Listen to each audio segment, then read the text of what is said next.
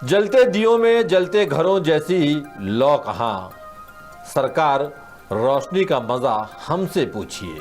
भूले हैं रफ्ता रफ्ता उन्हें मुद्दतों में हम, किश्तों में खुदकुशी का मजा हमसे पूछिए।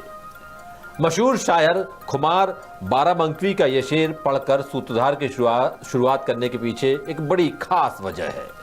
दरअसल ये शेर मध्य प्रदेश के शिक्षक उम्मीदवारों की पीड़ा और शिक्षा व्यवस्था की बदहाल हालत बयां कर रहा है। और आज की खबर में शिक्षकों और शिक्षा की बात इसलिए की जा रही है क्योंकि 1 अप्रैल से नए शैक्षणिक सत्र की शुरुआत हो चुकी है। ये सत्र तो नया है मगर हाल वही पुराने हैं। आज हम सरकारी स्कूलों के हाल और शिक्षकों की कमी के साथ साथ शिक्षा व्यवस्था को सुधारने के सरकार के दावों और कोशिशों की भी बात करेंगे। इसके अलावा सरकार के एक ताजा प्लान की भी चर्चा करेंगे जो बाकायदा लागू भी हो चुका है। इस रिपोर्ट में आपको पता चलेगा कि मध्य प्रदेश में शिक्षा के ऐसे हालात अचानक नहीं बने हैं, एक दिन में नहीं बने हैं, बल्कि बीते 25 से 30 साल से स्कूल शिक्षा विभाग को जमकर टॉर्चर किया जा रहा है। या यूं कहें कि जो भी सरकार सत्ता में आई उसने शिक्षा विभाग को एक प्रयोगशाला बनाकर रख दिया। आखिर क्या है पूरा मसला, बता रहे हैं भोपाल से हमारे ब्यूरो चीफ संजय शर्मा।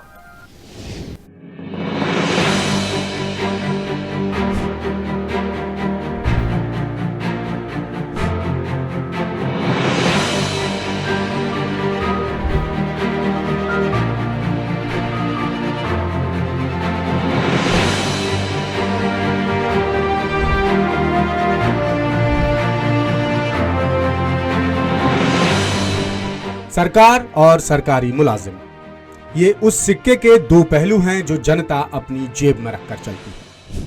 जनता को सुख सुविधाएं देने का जिम्मा सरकार और सरकारी मुलाजिमों पर होता है। केंद्रीय और राज्य स्तर की जनहित की योजनाओं को जमीन पर उतारने की अहम जिम्मेदारी इन्हीं दोनों के पास होती है। जनहितैषी नीतियों को जमीन पर उतारना सरकार और सरकारी अधिकारियों का पहला कर्तव्य है। लेकिन मध्य प्रदेश में ये बात कागजों पर लिखे चंद शब्दों के अलावा कुछ नहीं है। सत्ता में आने के बाद यही सरकार और बड़े बड़े पदों पर बैठने के बाद यही सरकारी अधिकारी विकास की गति को रोकने की बड़ी वजह बन जाते हैं। मध्य प्रदेश का स्कूल शिक्षा विभाग इसकी जीती जागती मिसाल है, जिसे सरकार और सरकारी अमलों ने प्रयोगशाला बनाकर रख दिया है। बात यहीं खत्म नहीं होती। अब सरकार ने एक और शिगुफा छेड़ दिया है, जिसे नए शैक्षणिक सत्र से पूरे प्रदेश में लागू भी कर दिया गया है। जबकि इस शिगुफे को अंजाम तक पहुंचाने के लिए सरकार के पास उस स्तर के अधिकारी ही नहीं। लेकिन सरकार इस नई व्यवस्था में आम जनता के टैक्स का पैसा खर्च करने से जरा भी नहीं हिचकिचा रही है। ऐसे ही प्रयोगों की वजह से प्रदेश में शिक्षा व्यवस्था की हालत साल दर साल बद से बदतर होती जा रही है। नए सिस्टम, नए एक्सपेरिमेंट, इंफ्रास्ट्रक्चर, तकनीकी साधन संसाधनों और अफसरों की पोस्टिंग पर सरकार हर साल करोड़ों अरबों रुपए पानी की तरह बहा रही है, लेकिन सुधार होने के बजाय हाल और भी बेहाल होते जा रहे हैं। उस पर अब सरकार ब्लॉक एजुकेशन ऑफिसर यानी BEO का पद खत्म कर एरिया एजुकेशन ऑफिसर यानी AEO का कॉन्सेप्ट लेकर आई है। ये कॉन्सेप्ट आनन फानन में सूबे में लागू भी कर दिया गया है, जबकि ज्यादातर जिलों में अभी भी BEO के ही कई पद खाली पड़े हैं, जिस वजह से शिक्षा जैसे अहम विभाग का काम प्रभारियों के भरोसे चल रहा है, जिसके बुरे नतीजे भी खुलकर सामने आते रहते हैं। अब सवाल ये है कि आखिर ये एरिया एजुकेशन ऑफिसर यानी AEO का कॉन्सेप्ट है क्या? क्या ये कोई नया प्रयोग है या फिर सरकार ने नए लिफाफे में पुरानी चिट्ठी ही पोस्ट कर दी? 10 सूत्र की पड़ताल में पता चला कि AEO का कॉन्सेप्ट 90 के दशक में लॉन्च की गई एक व्यवस्था से मिलती जुलती है, जब स्कूल शिक्षा की मॉनिटरिंग के लिए ADIS यानी सहायक जिला शाला निरीक्षक का पद सृजित किया गया था। उस व्यवस्था का मकसद DEO और BEO की प्रशासनिक ताकतें कम करने समेत स्कूलों के संचालन में कसावट लाना था।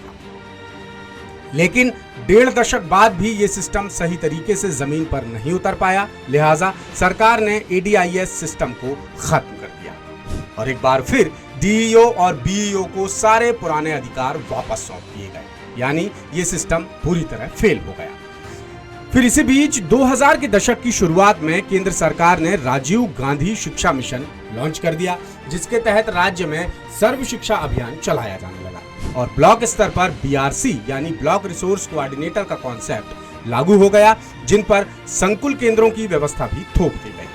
मगर एडीआईएस की तरह बीआरसी का फॉर्मूला भी जमीन पर कुछ खास असर नहीं छोड़ पाया और ये व्यवस्था भी ठंडे बस्ते में चली गई। साथ ही सर्व शिक्षा अभियान के तहत मध्याह्न भोजन और निर्माण कामों की जिम्मेदारी मिलने से शिक्षक पढ़ाने के काम से भी दूर हो गए। ये दौर वही दौर था जब मध्य प्रदेश में स्कूल शिक्षा के स्तर में सबसे ज्यादा गिरावट दर्ज की गई थी, लेकिन सरकार ने इन नाकामियों से कोई सबक नहीं लिया और 2010 के बाद एईओ का कॉन्सेप्ट लेकर आ गई, जिसके लिए 2013 में बाकायदा 2973 पदों पर भर्ती के लिए ऑनलाइन परीक्षा तक ली गई थी, लेकिन कर्मचारियों के भारी विरोध की वजह से ये मामला अटक गया और एईओ की जिम्मेदारी प्रभारियों पर डाल दी गई। इधर सूबे में वैसे भी स्कूल शिक्षा को 2 हिस्सों में बांट कर रखा गया है। प्रदेश स्तर पर राज्य शिक्षा केंद्र और लोक शिक्षण संचालनालय और जिला और ब्लॉक स्तर पर 2 समानांतरण इकाइयां हैं, जहां स्कूलों की निगरानी का जिम्मा अभी डीईओ और बीईओ के हाथ में है, जबकि सर्व शिक्षा और समग्र शिक्षा अभियान की कमान डीपीसी और बीआरसी संभाल रहे हैं, जिनके बीच कोऑर्डिनेशन बनाने के लिए अब सरकार ने एईओ की पुरानी और नाकाम व्यवस्था को फिर से सरकारी अमले पर लाद दिया है। सरकार का दावा है कि एईओ सिस्टम लागू होने से डीईओ और डीपीसी एक ही दफ्तर से संचालित होंगे और व्यवस्था का दोहरापन खत्म होगा।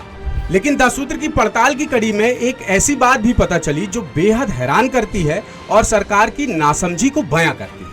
शिक्षा विभाग से रिटायर अधिकारी ज्ञान प्रकाश भार्गव कहते हैं कि सरकार के फैसले में बड़ी जल्दबाजी नजर आती है, जबकि इसमें परिपक्वता होनी चाहिए।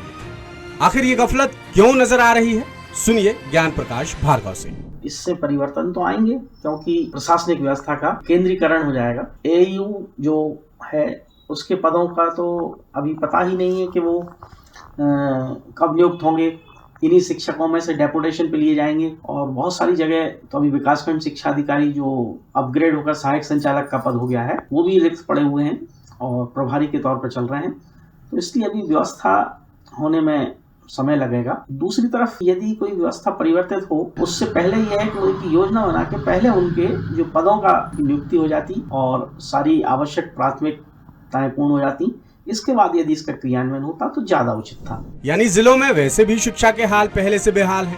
शिक्षकों के हजारों पद खाली हैं, कई स्कूलों में छात्रों की संख्या ना के बराबर है और रिजल्ट का ग्राफ भी गिरता जा रहा है। ऐसे में सरकार इनमें सुधार करने के बजाय बेवजह के प्रपंच रच रही है। एईओ का पद, सैलरी और सुख सुविधाएं तो बीईओ के बराबर ही होंगी, मगर जिम्मेदारी और अधिकार बीईओ से कहीं ज्यादा होंगे और ये नियुक्तियां भी सरकार नियम कायदों से हटकर कर रही है, क्योंकि एईओ की नियुक्ति शिक्षा सेवा संवर्ग के तहत करने का प्रावधान है, जो बीते 12 साल से अधर में लटकी हुई है। एक और बड़ी विडंबना देखिए कि शिक्षा विभाग ने नए शैक्षणिक सत्र से एईओ सिस्टम लागू कर दिया, जिस पर बैठने के लिए सहायक संचालक स्तर के अधिकारी ही योग्य हैं, मगर विभाग के पास इतनी संख्या में ऐसे अधिकारी ही नहीं है, जिस वजह से ये काम भी प्रभारियों के भरोसे ही जाएगा, इसमें कोई शक नहीं। यानी खाया पिया कुछ नहीं और गिलास तोड़ा 12 आना।